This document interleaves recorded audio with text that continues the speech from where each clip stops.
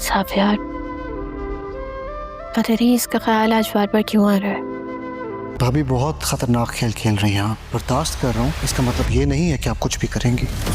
मुझे लग रहा है तुम्हारी तबीयत नहीं ठीक, तुम आराम कर लो ना। नहीं नहीं, मैं ठीक हूँ। ऐसे क्यों देख रही हो मुझे? यही देख रही हूँ कि एक माँ अपने बेटे को परेशान करके कितने आराम से बैठी हुई। परेशानी नहीं है ये, उसका हक है। या अल्लाह, साफ यार मेरी जिंदगी है, उसकी तकलीफों को दूर कर दे। उसको अजियत में देखकर मेरी सांस रुकती है। स्ट्रेंज के एनी का रेस्टोरेंट वाला मामला एक लीगल डिस्प्यूट कैसे बन गया? I really want to know कि ये शख्स कौन है जो एनी को कॉर्नर करना चाह रहा है। पहले ही सेक्रेटरी को इतला दे दी थी कि अगर आदिल को उसका हिस्सा ना मिले तो मैं आदिल को अपना शेयर दे दूंगा। मैं समझती हूँ कि हक छोड़ना बुज़दिली होती है। भले इसके लिए आदिल की जिंदगी से सुकून चैन खत्म हो जाए, लेकिन आई जस्ट होप कि आप एनी वाले मामले के पीछे नहीं होगे डैड। तुम मुझे मेरे ही घर में ब्लैकमेल कर रहे हो?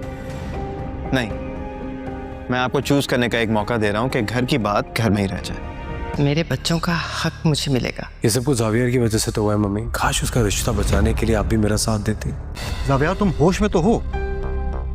तुम ऐसा कैसे कर सकते हो? अपनी खानदानी जायदाद ऐसे उठा के किसी को भी दे दोगे? अब कैसा है वो? होश तो आ गया, अभी डॉक्टर उसका चेकअप कर रहे हैं। हमारी बात करवाऊं, तुम आ रही हो यहाँ पे? उस तक आने के सारे दरवाजे मैंने अपने हाथों से खुद बंद कर दिया। कल से लीव पर हो।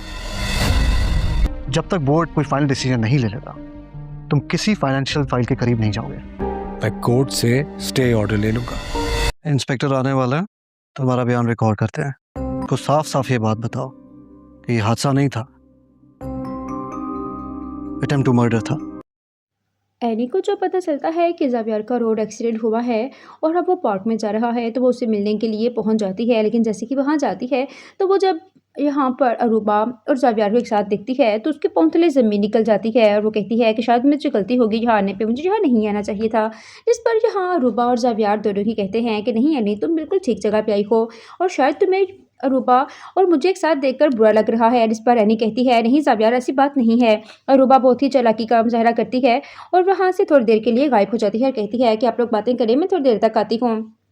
यहाँ पर एनी कहती है जावियर मैं जा रही हूँ। इस पर जावियर कहता है कि करीब आकर दूर जाना बहुत ही ज़्यादा अज़ियत देता है एनी, और ये बात तुम अच्छी तरह जानती हो कि मैं तुम्हारा कितनी शिद्दत से इंतज़ार करता हूँ। जिस पर एनी कहती है कि ये बात तो मैं अच्छी तरह जान गई हूँ कि तुम्हें मेरी कितनी यादें आती होगी और कितना ही तुम मेरे लिए तड़प रहे हो, क्योंकि यहाँ आकर तो मुझे अंदाज़ा हो चुका है कि मुझे यहाँ नहीं आना चाहिए था, क्योंकि मुझे इस बात की फ़िक्र थी कि मेरे बाद तुम्हारा कौन ख्याल रखता होगा। लेकिन अब यहाँ आकर मैं देख चुकी हूँ यहाँ बहुत सारे लोग तुम्हारा ख्याल रखने के लिए मौजूद हैं। ये बात सुनकर जावियर मुस्कुराता है और कहता है कि तुम्हें जलन हो रही है।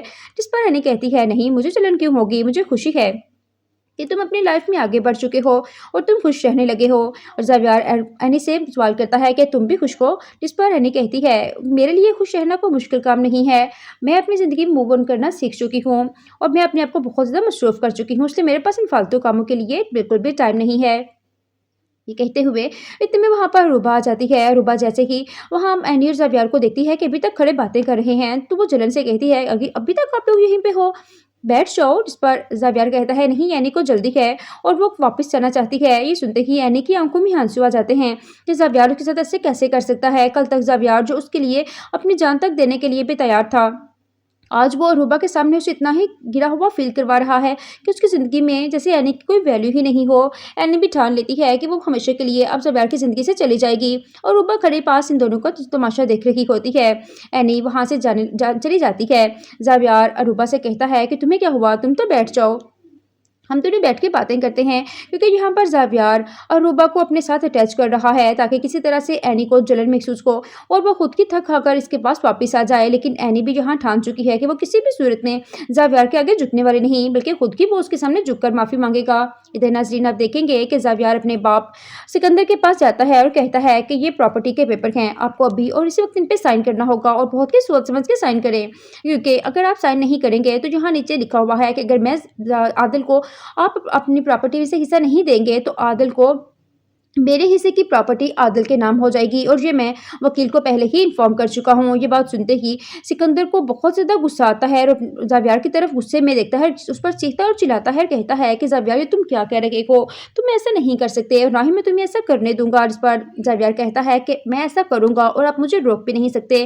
जिस पर यहाँ सिकंदर को हद से ज़्यादा गुस्सा आता है और वो अपनी कुर्सी से खड़े होकर कहता है कि ज़ावियार ये बरसों की मेरी जायदाद क्या जो मैंने खून पसीने की कमाई से बनाई है, तुम ये सब कुछ आदिल के नाम कैसे कर सकते हो, ये तुम ऐसा हरगिज़ नहीं कर सकते। इस पर ज़ावियार कहता है मेरे हिस्से में हिस्सेदार को उसका हिस्सा देना चाहिए और ये उसका हक था, इसलिए मैं चाहता हूँ कि मैं चाहता हूँ कि आदिल के हिस्से की प्रॉपर्टी उसको मिलनी चाहिए, चाहे वो आपके थ्रू मिले या मेरे थ्रू, बात तो एक ही है।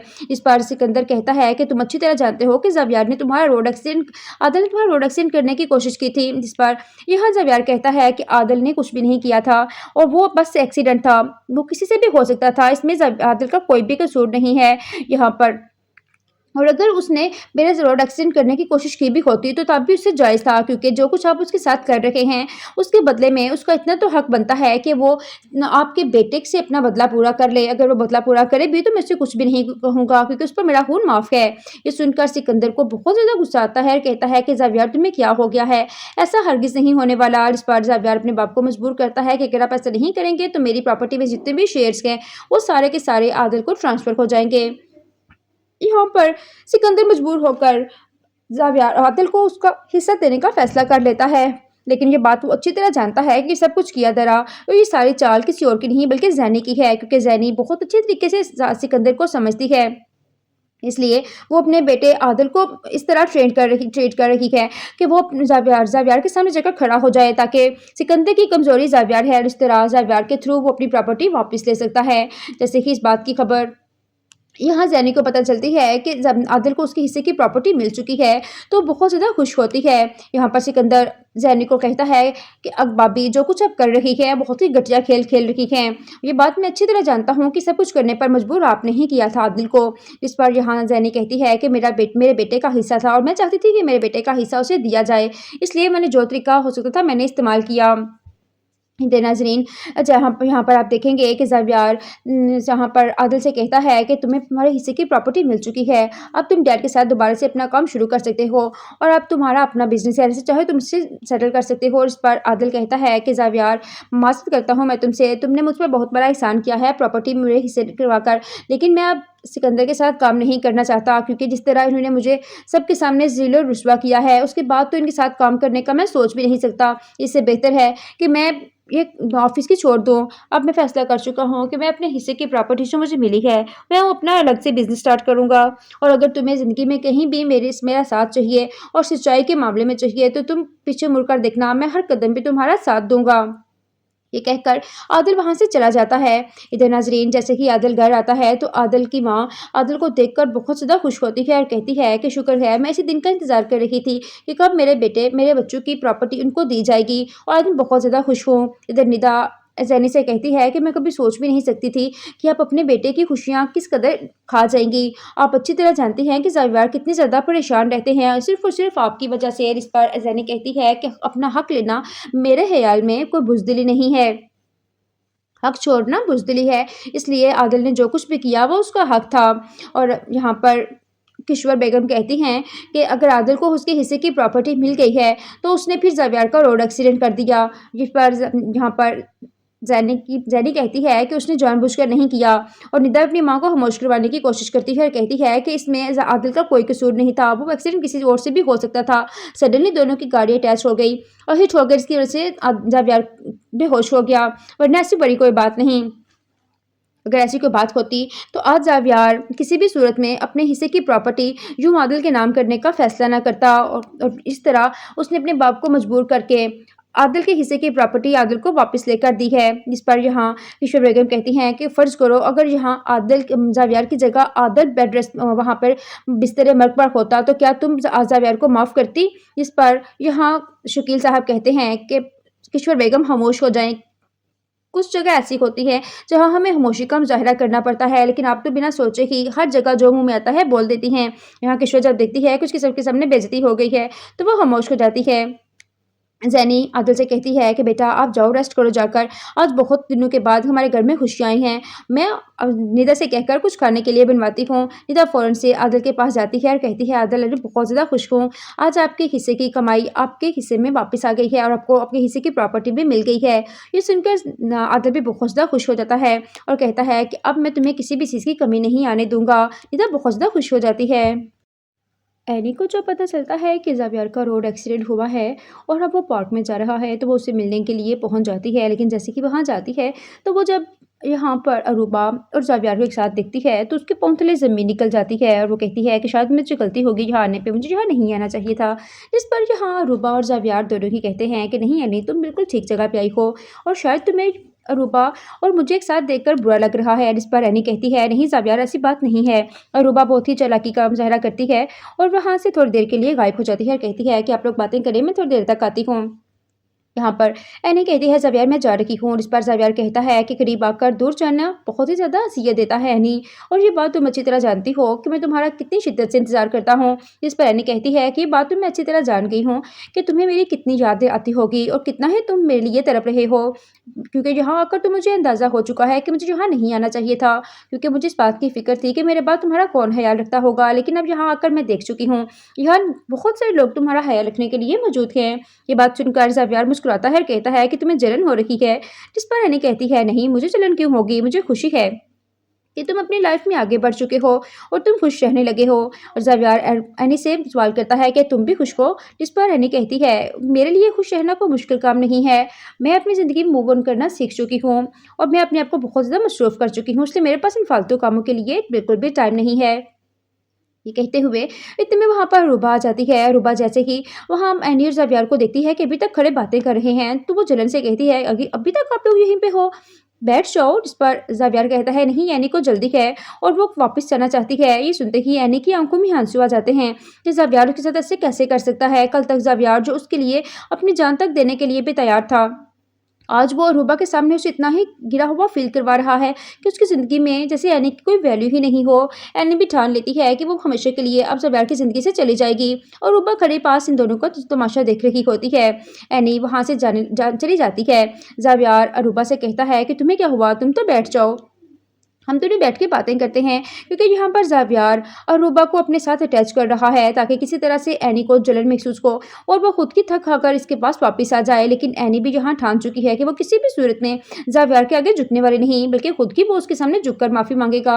इधर नाज़रीन आप देखेंगे कि ज़ावियर अपने बाप सिकंदर के पास जाता है और कहता है कि ये प्रॉपर्टी के पेपर हैं, आपको अभी और इसी वक्त इन पर साइन करना होगा और बहुत ही सोच समझ के साइन करें, क्योंकि अगर आप साइन नहीं करेंगे तो यहाँ नीचे लिखा हुआ है कि अगर मैं आदिल को आप अपनी प्रॉपर्टी से हिस्सा नहीं देंगे तो आदिल को मेरे हिस्से की प्रॉपर्टी आदिल के नाम हो जाएगी, और ये मैं वकील को पहले ही इन्फॉर्म कर चुका हूँ। ये बात सुनते ही सिकंदर को बहुत ज़्यादा गुस्सा आता है और ज़ावियर की तरफ गुस्से में देखता है, उस पर चीखता और चिल्लाता है, कहता है कि ज़ावियर ये तुम क्या कह रहे हो, तुम ऐसा नहीं कर सकते और ना ही मैं तुम्हें ऐसा करने दूंगा। जिस पर ज़ावियर कहता है कि मैं ऐसा करूँगा और आप मुझे रोक भी नहीं सकते।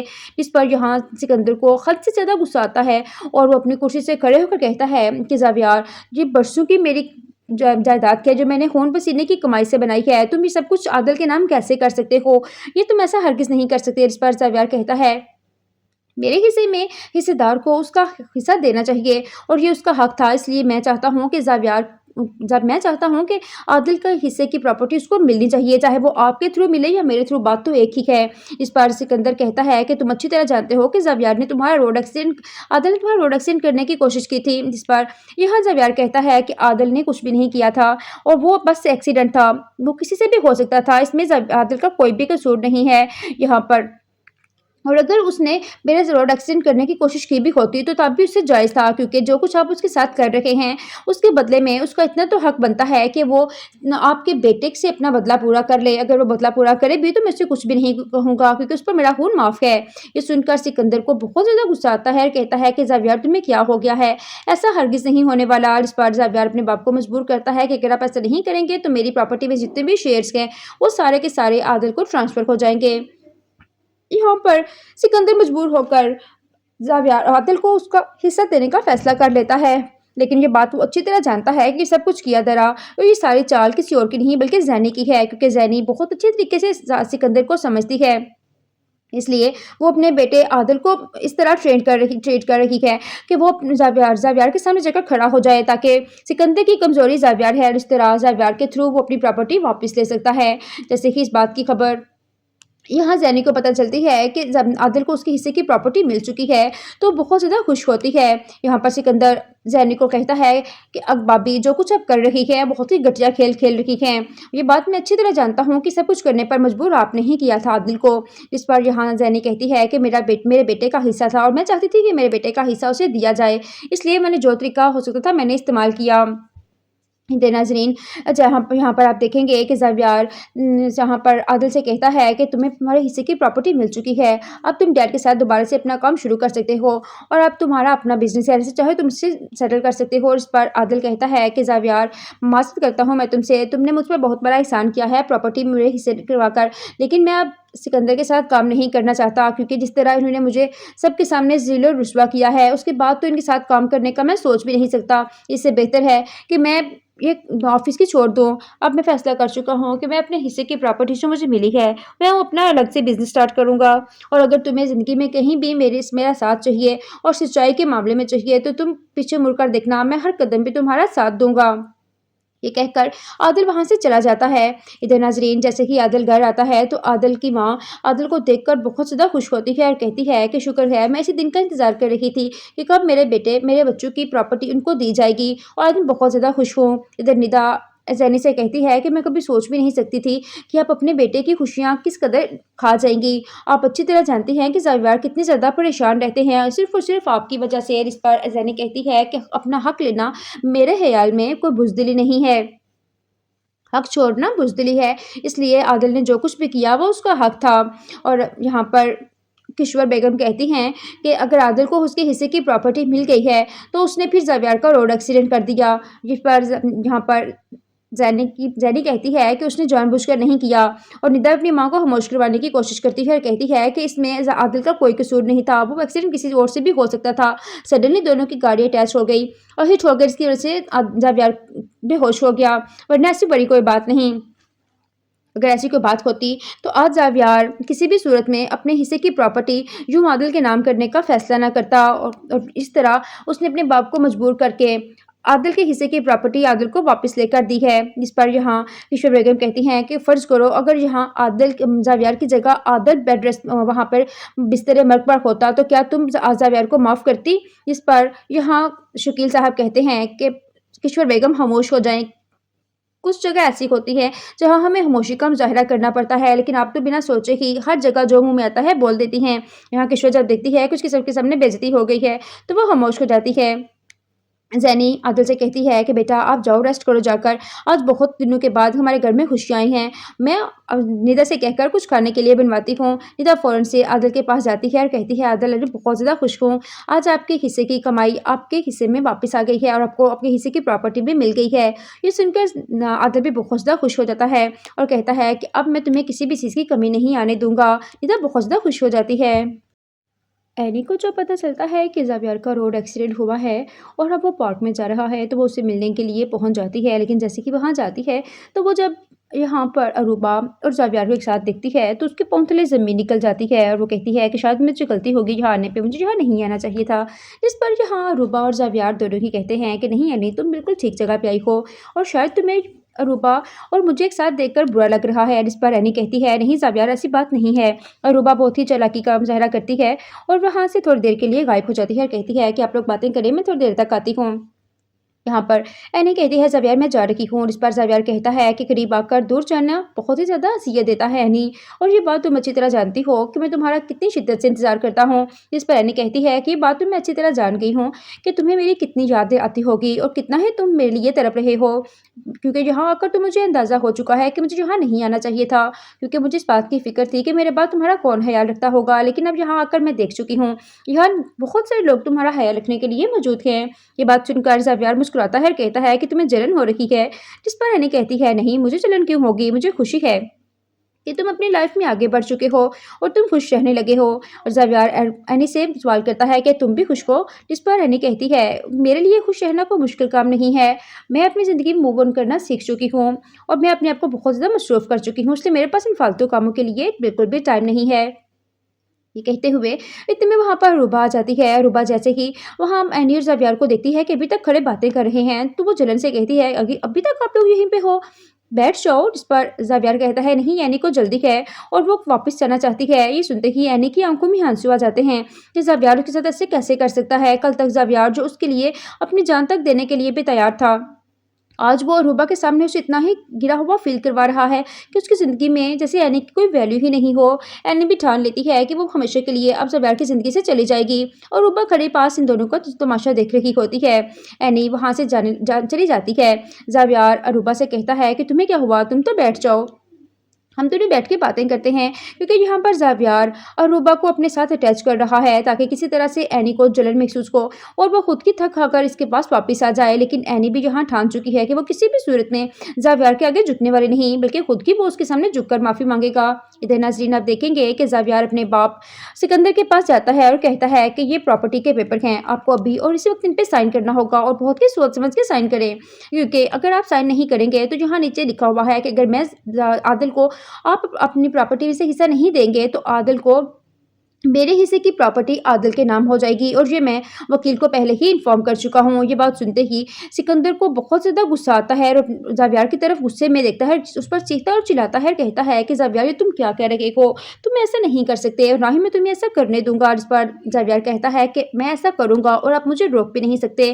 जिस पर यहाँ सिकंदर को हद से ज़्यादा गुस्सा आता है और वो अपनी कुर्सी से खड़े होकर कहता है कि ज़ावियार ये बरसों की मेरी जायदाद है जो मैंने खून पसीने की कमाई से बनाई है, तुम ये सब कुछ आदिल के नाम कैसे कर सकते हो, ये तुम ऐसा हरगिज़ नहीं कर सकते। इस पर ज़ावियार कहता है मेरे हिस्से में हिस्सेदार को उसका हिस्सा देना चाहिए और ये उसका हक था, इसलिए मैं चाहता हूँ कि मैं चाहता हूँ कि आदिल के हिस्से की प्रॉपर्टी उसको मिलनी चाहिए, चाहे वो आपके थ्रू मिले या मेरे थ्रू, बात तो एक ही है। इस पर सिकंदर कहता है कि तुम अच्छी तरह जानते हो कि ज़ावियार ने आदिल ने तुम्हारा रोड एक्सीडेंट करने की कोशिश की थी। जिस पर यह ज़ावियार कहता है कि आदिल ने कुछ भी नहीं किया था और वो बस एक्सीडेंट था, वो किसी से भी हो सकता था, इसमें आदिल का कोई भी कसूर नहीं है यहाँ पर। और अगर उसने मेरे रोड एक्सीडेंट करने की कोशिश की भी होती तो तब भी उससे जायज़ था, क्योंकि जो कुछ आप उसके साथ कर रहे हैं उसके बदले में उसका इतना तो हक बनता है कि वो आपके बेटे से अपना बदला पूरा कर ले। अगर वो बदला पूरा करे भी तो मैं उससे कुछ भी नहीं कहूँगा, क्योंकि उस पर मेरा खून माफ़ है। ये सुनकर सिकंदर को बहुत ज़्यादा गुस्सा आता है और कहता है कि ज़ावियार तुम्हें क्या हो गया है, ऐसा हरगिज़ नहीं होने वाला। इस पर ज़ावियार अपने बाप को मजबूर करता है कि अगर आप ऐसा नहीं करेंगे तो मेरी प्रॉपर्टी में जितने भी शेयर्स हैं वो सारे के सारे आदिल को ट्रांसफ़र हो जाएंगे। यहाँ पर सिकंदर मजबूर होकर ज़ावियार आदिल को उसका हिस्सा देने का फैसला कर लेता है, लेकिन ये बात वो अच्छी तरह जानता है कि सब कुछ किया दरा और ये सारी चाल किसी और की नहीं बल्कि ज़ैनी की है, क्योंकि ज़ैनी बहुत अच्छे तरीके से सिकंदर को समझती है। इसलिए वो अपने बेटे आदिल को इस तरह ट्रेट कर रही है कि वो ज़ावियार के सामने जाकर खड़ा हो जाए, ताकि सिकंदर की कमज़ोरी ज़ावियार है और इस तरह ज़ावियार के थ्रू वो अपनी प्रॉपर्टी वापस ले सकता है। जैसे कि इस बात की खबर यहाँ ज़ैनी को पता चलती है कि जब आदिल को उसके हिस्से की प्रॉपर्टी मिल चुकी है तो बहुत ज़्यादा खुश होती है। यहाँ पर सिकंदर ज़ैनी को कहता है कि अकबाबी जो कुछ अब कर रही है बहुत ही घटिया खेल खेल रही है, ये बात मैं अच्छी तरह जानता हूँ कि सब कुछ करने पर मजबूर आपने ही किया था आदिल को। इस पर यहाँ ज़ैनी कहती है कि मेरे बेटे का हिस्सा था और मैं चाहती थी कि मेरे बेटे का हिस्सा उसे दिया जाए, इसलिए मैंने जो तरीका हो सकता था मैंने इस्तेमाल किया। नाज़रीन यहाँ पर आप देखेंगे कि ज़ावियार जहाँ पर आदिल से कहता है कि तुम्हें तुम्हारे हिस्से की प्रॉपर्टी मिल चुकी है, अब तुम डैड के साथ दोबारा से अपना काम शुरू कर सकते हो और अब तुम्हारा अपना बिजनेस है, जैसे चाहे तुम इससे सेटल कर सकते हो। और इस पर आदिल कहता है कि ज़ावियार माफ़ करता हूँ मैं तुमसे, तुमने मुझ पर बहुत बड़ा एहसान किया है प्रॉपर्टी मेरे हिस्से करवा कर, लेकिन मैं अब सिकंदर के साथ काम नहीं करना चाहता, क्योंकि जिस तरह इन्होंने मुझे सबके सामने ज़िल और रुस्वा किया है उसके बाद तो इनके साथ काम करने का मैं सोच भी नहीं सकता। इससे बेहतर है कि मैं ये ऑफिस की छोड़ दूँ। अब मैं फैसला कर चुका हूँ कि मैं अपने हिस्से की प्रॉपर्टी जो मुझे मिली है मैं वो अपना अलग से बिजनेस स्टार्ट करूँगा, और अगर तुम्हें ज़िंदगी में कहीं भी मेरा साथ चाहिए और सच्चाई के मामले में चाहिए तो तुम पीछे मुड़कर देखना, मैं हर कदम पे तुम्हारा साथ दूंगा। ये कहकर आदिल वहाँ से चला जाता है। इधर नाजरीन जैसे ही आदिल घर आता है तो आदिल की माँ आदिल को देखकर बहुत ज़्यादा खुश होती है और कहती है कि शुक्र है, मैं इसी दिन का इंतज़ार कर रही थी कि कब मेरे बच्चों की प्रॉपर्टी उनको दी जाएगी, और आज मैं बहुत ज़्यादा खुश हूँ। इधर निदा ज़ैनी से कहती है कि मैं कभी सोच भी नहीं सकती थी कि आप अपने बेटे की खुशियाँ किस कदर खा जाएंगी। आप अच्छी तरह जानती हैं कि ज़ावियार कितने ज़्यादा परेशान रहते हैं सिर्फ़ और सिर्फ आपकी वजह से। इस पर ज़ैनी कहती है कि अपना हक लेना मेरे ख्याल में कोई बुज़दिली नहीं है, हक छोड़ना बुज़दिली है, इसलिए आदिल ने जो कुछ भी किया वो उसका हक था। और यहाँ पर किश्वर बेगम कहती हैं कि अगर आदिल को उसके हिस्से की प्रॉपर्टी मिल गई है तो उसने फिर ज़ावियार का रोड एक्सीडेंट कर दिया, जिस पर यहाँ पर जैनी कहती है कि उसने जानबूझकर नहीं किया। और निदा अपनी माँ को खामोश करवाने की कोशिश करती है और कहती है कि इसमें आदिल का कोई कसूर नहीं था, वो एक्सीडेंट किसी और से भी हो सकता था। सडनली दोनों की गाड़ी अटैच हो गई और हिट हो गई, इसकी वजह से ज़ावियार बेहोश हो गया, वरना ऐसी बड़ी कोई बात नहीं। अगर ऐसी कोई बात होती तो आज ज़ावियार किसी भी सूरत में अपने हिस्से की प्रॉपर्टी यूं आदिल के नाम करने का फैसला ना करता, और इस तरह उसने अपने बाप को मजबूर करके आदिल के हिस्से की प्रॉपर्टी आदिल को वापस लेकर दी है। जिस पर यहाँ किशोर बेगम कहती हैं कि फ़र्ज़ करो अगर यहाँ आदिल ज़ावियार की जगह आदिल बेड रेस्ट वहाँ पर बिस्तर मर्ग पर होता तो क्या तुम ज़ावियार को माफ़ करती। जिस पर यहाँ शकील साहब कहते हैं कि किशोर बेगम खामोश हो जाएं। कुछ जगह ऐसी होती है जहाँ हमें खामोशी का मुजाहरा करना पड़ता है, लेकिन आप तो बिना सोचे ही हर जगह जो मुंह में आता है बोल देती हैं। यहाँ किशोर जब देखती है कि उसके सबके सामने बेइज्जती हो गई है तो वो खामोश हो जाती है।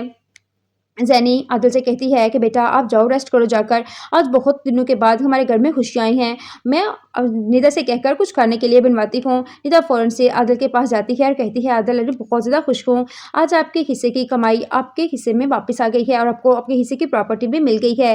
ये सुनकर आदिल भी बहुत ज़्यादा खुश हो जाता है और कहता है कि अब मैं तुम्हें किसी भी चीज़ की कमी नहीं आने दूंगा। निदा बहुत ज़्यादा खुश हो जाती है।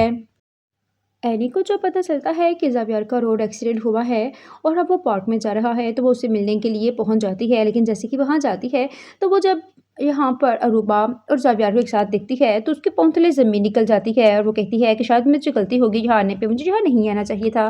जिस पर यहाँ अरूबा और ज़ावियार दोनों ही कहते हैं कि नहीं एनी तुम बिल्कुल ठीक जगह पे आई हो और शायद तुम्हें अरूबा और मुझे एक साथ देखकर बुरा लग रहा है। जिस पर एनी कहती है नहीं ज़ावियार ऐसी बात नहीं है। अरूबा बहुत ही चालाकी का मुजाहरा करती है और वहाँ से थोड़ी देर के लिए गायब हो जाती है और कहती है कि आप लोग बातें करें, मैं थोड़ी देर तक आती हूँ। यहाँ पर एनी कहती है ज़ावियार मैं जा रही हूँ। इस पर ज़ावियार कहता है कि करीब आकर दूर जाना बहुत ही ज़्यादा अज़ियत देता है एनी, और ये बात तुम अच्छी तरह जानती हो कि मैं तुम्हारा कितनी शिद्दत से इंतज़ार करता हूँ। इस पर एनी कहती है कि ये बात तो मैं अच्छी तरह जान गई हूँ कि तुम्हें मेरी कितनी यादें आती होगी और कितना ही तुम मेरे लिए तड़प रहे हो, क्योंकि यहाँ आकर तो मुझे अंदाज़ा हो चुका है कि मुझे यहाँ नहीं आना चाहिए था, क्योंकि मुझे इस बात की फ़िक्र थी कि मेरे बाद तुम्हारा कौन ख्याल रखता होगा। लेकिन अब यहाँ आकर मैं देख चुकी हूँ यहाँ बहुत सारे लोग तुम्हारा ख्याल रखने के लिए मौजूद हैं। ये बात सुनकर ज़ावियार मुस्कुराता है और कहता है कि तुम्हें जलन हो रही है। जिस पर एनी कहती है नहीं मुझे जलन क्यों होगी, मुझे खुशी है कि तुम अपनी लाइफ में आगे बढ़ चुके हो और तुम खुश रहने लगे हो। और ज़ावियार एनी से सवाल करता है कि तुम भी खुश हो। जिस पर एनी कहती है मेरे लिए खुश रहना कोई मुश्किल काम नहीं है, मैं अपनी ज़िंदगी में मूव ऑन करना सीख चुकी हूँ और मैं अपने आप को बहुत ज़्यादा मसरूफ़ कर चुकी हूँ, इसलिए मेरे पास इन फालतू कामों के लिए बिल्कुल भी टाइम नहीं है। ये कहते हुए इतने में वहाँ पर रूबा आ जाती है। रूबा जैसे ही वहाँ एनी और ज़ावियार को देखती है कि अभी तक खड़े बातें कर रहे हैं तो वो जलन से कहती है अभी तक आप लोग यहीं पे हो, बैठ जाओ। जिस पर ज़ावियार कहता है नहीं एनी को जल्दी है और वो वापस जाना चाहती है। ये सुनते ही एनी की आंखों में आंसू आ जाते हैं कि ज़ावियार उसके साथ ऐसे कैसे कर सकता है। कल तक ज़ावियार जो उसके लिए अपनी जान तक देने के लिए भी तैयार था, आज वो अरूबा के सामने उसे इतना ही गिरा हुआ फील करवा रहा है कि उसकी ज़िंदगी में जैसे एनी की कोई वैल्यू ही नहीं हो। एनी भी ठान लेती है कि वो हमेशा के लिए अब ज़ावियार की ज़िंदगी से चली जाएगी और अरूबा खड़े पास इन दोनों का तमाशा देख रही होती है। एनी वहाँ से चली जाती है। ज़ावियार अरूबा से कहता है कि तुम्हें क्या हुआ, तुम तो बैठ जाओ, हम दोनों बैठ के बातें करते हैं, क्योंकि यहाँ पर ज़ावियार अरूबा को अपने साथ अटैच कर रहा है ताकि किसी तरह से एनी को जलन महसूस हो और वो खुद की थक खाकर इसके पास वापस आ जाए। लेकिन एनी भी यहाँ ठान चुकी है कि वो किसी भी सूरत में ज़ावियार के आगे झुकने वाली नहीं, बल्कि खुद की वो उसके सामने झुककर माफ़ी मांगेगा। इधर नाज़रीन आप देखेंगे कि ज़ावियार अपने बाप सिकंदर के पास जाता है और कहता है कि ये प्रॉपर्टी के पेपर हैं, आपको अभी और इसी वक्त इन पर साइन करना होगा और बहुत ही सोच समझ के साइन करें, क्योंकि अगर आप साइन नहीं करेंगे तो यहाँ नीचे लिखा हुआ है कि अगर मैं आदिल को आप अपनी प्रॉपर्टी में से हिस्सा नहीं देंगे तो आदिल को मेरे हिस्से की प्रॉपर्टी आदिल के नाम हो जाएगी, और ये मैं वकील को पहले ही इन्फॉर्म कर चुका हूँ। ये बात सुनते ही सिकंदर को बहुत ज़्यादा गुस्सा आता है और ज़ावियार की तरफ गुस्से में देखता है, उस पर चीखता और चिल्लाता है, कहता है कि ज़ावियार ये तुम क्या कह रहे हो, तुम ऐसा नहीं कर सकते और ना ही मैं तुम्हें ऐसा करने दूंगा। इस पर ज़ावियार कहता है कि मैं ऐसा करूँगा और आप मुझे रोक भी नहीं सकते। इस पर यहाँ सिकंदर को हद से ज़्यादा गुस्सा आता है और वो अपनी कुर्सी से खड़े होकर कहता है कि ज़ावियार ये बरसों की मेरी जायदाद है जो मैंने खून पसीने की कमाई से बनाई है, तुम ये सब कुछ आदिल के नाम कैसे कर सकते हो, ये तुम ऐसा हरगिज़ नहीं कर सकते। इस पर ज़ावियार कहता है मेरे हिस्से में हिस्सेदार को उसका हिस्सा देना चाहिए और ये उसका हक था। इसलिए मैं चाहता हूँ कि मैं चाहता हूँ कि आदिल के हिस्से की प्रॉपर्टी उसको मिलनी चाहिए, चाहे वो आपके थ्रू मिले या मेरे थ्रू, बात तो एक ही है। इस पर सिकंदर कहता है कि तुम अच्छी तरह जानते हो कि ज़ावियार ने आदिल ने तुम्हारा रोड एक्सीडेंट करने की कोशिश की थी। जिस पर यह ज़ावियार कहता है कि आदिल ने कुछ भी नहीं किया था और वो बस एक्सीडेंट था, वो किसी से भी हो सकता था, इसमें आदिल का कोई भी कसूर नहीं है यहाँ पर। और अगर उसने मेरे रोड एक्सीडेंट करने की कोशिश की भी होती तो तब भी उससे जायज़ था, क्योंकि जो कुछ आप उसके साथ कर रहे हैं उसके बदले में उसका इतना तो हक बनता है कि वो आपके बेटे से अपना बदला पूरा कर ले। अगर वो बदला पूरा करे भी तो मैं उससे कुछ भी नहीं कहूँगा, क्योंकि उस पर मेरा खून माफ़ है। ये सुनकर सिकंदर को बहुत ज़्यादा गुस्सा आता है और कहता है कि ज़ावियार तुम्हें क्या हो गया है, ऐसा हरगिज़ नहीं होने वाला। इस पर ज़ावियार अपने बाप को मजबूर करता है कि अगर आप ऐसा नहीं करेंगे तो मेरी प्रॉपर्टी में जितने भी शेयर्स हैं वो सारे के सारे आदिल को ट्रांसफ़र हो जाएंगे। यहाँ पर सिकंदर मजबूर होकर ज़ावियार आदिल को उसका हिस्सा देने का फैसला कर लेता है, लेकिन ये बात वो अच्छी तरह जानता है कि सब कुछ किया दरा और ये सारी चाल किसी और की नहीं बल्कि ज़ैनी की है, क्योंकि ज़ैनी बहुत अच्छे तरीके से सिकंदर को समझती है। इसलिए वो अपने बेटे आदिल को इस तरह ट्रेट कर रही है कि वो ज़ावियार के सामने जाकर खड़ा हो जाए, ताकि सिकंदर की कमज़ोरी ज़ावियार है और इस तरह ज़ावियार के थ्रू वो अपनी प्रॉपर्टी वापस ले सकता है। जैसे कि इस बात की खबर यहाँ ज़ैनी को पता चलती है कि जब आदिल को उसके हिस्से की प्रॉपर्टी मिल चुकी है तो बहुत ज़्यादा खुश होती है। यहाँ पर सिकंदर ज़ैनी को कहता है कि अब भाभी जो कुछ अब कर रही है बहुत ही घटिया खेल खेल रही है। ये बात मैं अच्छी तरह जानता हूँ कि सब कुछ करने पर मजबूर आप नहीं किया था आदिल को। इस पर यहाँ ज़ैनी कहती है कि मेरे बेटे का हिस्सा था और मैं चाहती थी कि मेरे बेटे का हिस्सा उसे दिया जाए, इसलिए मैंने जो तरीका हो सकता था मैंने इस्तेमाल किया। नाज़रीन, यहाँ पर आप देखेंगे कि ज़ावियार जहाँ पर आदिल से कहता है कि तुम्हें तुम्हारे हिस्से की प्रॉपर्टी मिल चुकी है, अब तुम डैड के साथ दोबारा से अपना काम शुरू कर सकते हो और अब तुम्हारा अपना बिजनेस है, जैसे चाहे तुम इससे सेटल कर सकते हो। और इस पर आदिल कहता है कि ज़ावियार, माफ़ करता हूँ मैं तुमसे, तुमने मुझ पर बहुत बड़ा एहसान किया है प्रॉपर्टी मेरे हिस्से करवाकर, लेकिन मैं अब सिकंदर के साथ काम नहीं करना चाहता, क्योंकि जिस तरह इन्होंने मुझे सबके सामने ज़िल और रुस्वा किया है उसके बाद तो इनके साथ काम करने का मैं सोच भी नहीं सकता। इससे बेहतर है कि मैं ये ऑफिस की छोड़ दूँ। अब मैं फैसला कर चुका हूँ कि मैं अपने हिस्से की प्रॉपर्टी जो मुझे मिली है मैं वो अपना अलग से बिजनेस स्टार्ट करूँगा, और अगर तुम्हें ज़िंदगी में कहीं भी मेरा साथ चाहिए और सच्चाई के मामले में चाहिए तो तुम पीछे मुड़कर देखना, मैं हर कदम पे तुम्हारा साथ दूंगा। ये कहकर आदिल वहाँ से चला जाता है। इधर नाजरीन, जैसे ही आदिल घर आता है तो आदिल की माँ आदिल को देखकर बहुत ज़्यादा खुश होती है और कहती है कि शुक्र है, मैं इसी दिन का इंतज़ार कर रही थी कि कब मेरे बच्चों की प्रॉपर्टी उनको दी जाएगी, और आज मैं बहुत ज़्यादा खुश हूँ। इधर निदा ज़ैनी से कहती है कि मैं कभी सोच भी नहीं सकती थी कि आप अपने बेटे की खुशियाँ किस कदर खा जाएंगी। आप अच्छी तरह जानती हैं कि ज़ावियार कितने ज़्यादा परेशान रहते हैं सिर्फ़ और सिर्फ आपकी वजह से। इस पर ज़ैनी कहती है कि अपना हक लेना मेरे ख्याल में कोई बुज़दिली नहीं है, हक छोड़ना बुज़दिली है। इसलिए आदिल ने जो कुछ भी किया वो उसका हक था। और यहाँ पर किश्वर बेगम कहती हैं कि अगर आदिल को उसके हिस्से की प्रॉपर्टी मिल गई है तो उसने फिर ज़ावियार का रोड एक्सीडेंट कर दिया। जिस पर यहाँ पर ज़ैनी कहती है कि उसने जानबूझकर नहीं किया, और निदा अपनी माँ को खामोश करवाने की कोशिश करती है और कहती है कि इसमें आदिल का कोई कसूर नहीं था, वो एक्सीडेंट किसी और से भी हो सकता था। सडनली दोनों की गाड़ी अटैच हो गई और हिट हो गई, इसकी वजह से ज़ावियार बेहोश हो गया, वरना ऐसी बड़ी कोई बात नहीं। अगर ऐसी कोई बात होती तो आज ज़ावियार किसी भी सूरत में अपने हिस्से की प्रॉपर्टी यूँ आदिल के नाम करने का फ़ैसला ना करता, और इस तरह उसने अपने बाप को मजबूर करके आदिल के हिस्से की प्रॉपर्टी आदिल को वापस लेकर दी है। जिस पर यहाँ किशोर बेगम कहती हैं कि फ़र्ज़ करो अगर यहाँ ज़ावियार की जगह आदिल बेड रेस्ट वहाँ पर बिस्तर मर्ग पर होता तो क्या तुम ज़ावियार को माफ़ करती। जिस पर यहाँ शकील साहब कहते हैं कि किशोर बेगम खामोश हो जाएं। कुछ जगह ऐसी होती है जहाँ हमें खामोशी का मुजाहरा करना पड़ता है, लेकिन आप तो बिना सोचे ही हर जगह जो मुंह में आता है बोल देती हैं। यहाँ किशोर जब देखती है कुछ किस्म के सामने बेइज्जती हो गई है तो वो खामोश हो जाती है। ज़ैनी आदिल से कहती है कि बेटा आप जाओ रेस्ट करो जाकर, आज बहुत दिनों के बाद हमारे घर में खुशियाँ आई हैं, मैं निदा से कहकर कुछ खाने के लिए बनवाती हूँ। निदा फ़ौरन से आदिल के पास जाती है और कहती है आदिल अरे बहुत ज़्यादा खुश हूँ, आज आपके हिस्से की कमाई आपके हिस्से में वापस आ गई है और आपको आपके हिस्से की प्रॉपर्टी भी मिल गई है। ये सुनकर आदिल भी बहुत ज़्यादा खुश हो जाता है और कहता है कि अब मैं तुम्हें किसी भी चीज़ की कमी नहीं आने दूँगा। निदा बहुत ज़्यादा खुश हो जाती है।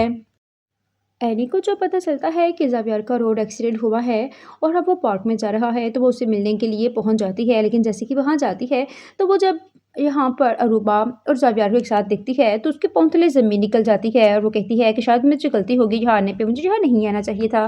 जिस पर यहाँ अरूबा और ज़ावियार दोनों ही कहते हैं कि नहीं एनी, तुम बिल्कुल ठीक जगह पे आई हो और शायद तुम्हें अरूबा और मुझे एक साथ देखकर बुरा लग रहा है। जिस पर एनी कहती है नहीं ज़ावियार, ऐसी बात नहीं है। अरूबा बहुत ही चालाकी का मुजाहरा करती है और वहाँ से थोड़ी देर के लिए गायब हो जाती है और कहती है कि आप लोग बातें करें, मैं थोड़ी देर तक आती हूँ।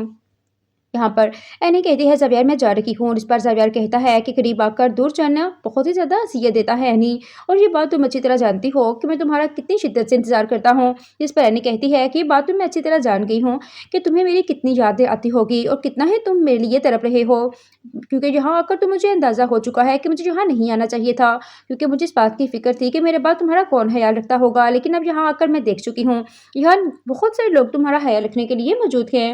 ये बात सुनकर ज़ावियार मुस्कुराता है और कहता है कि तुम्हें जलन हो रही है।